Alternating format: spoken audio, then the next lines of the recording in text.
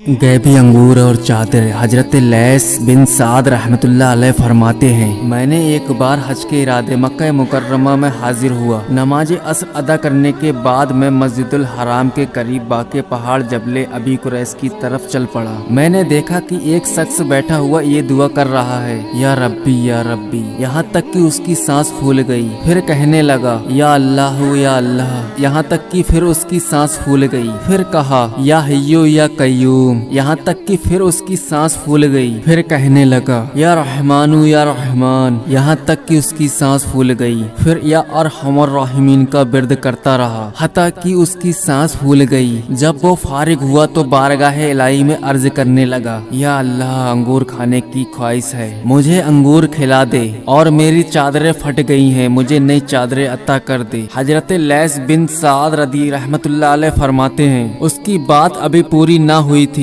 कि मैंने एक टोकरी देखी जो अंगूरों से भरी हुई थी।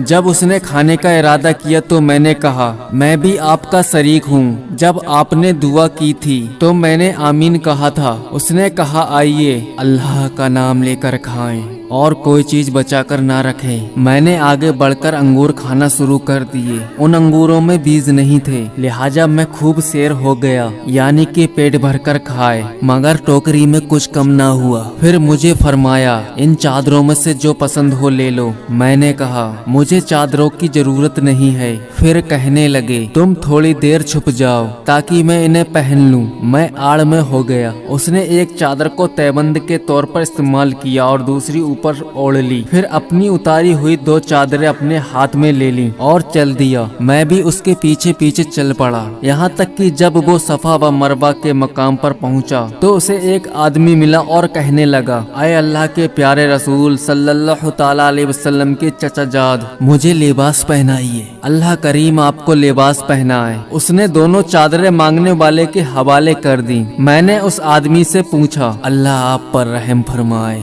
ये कौन है?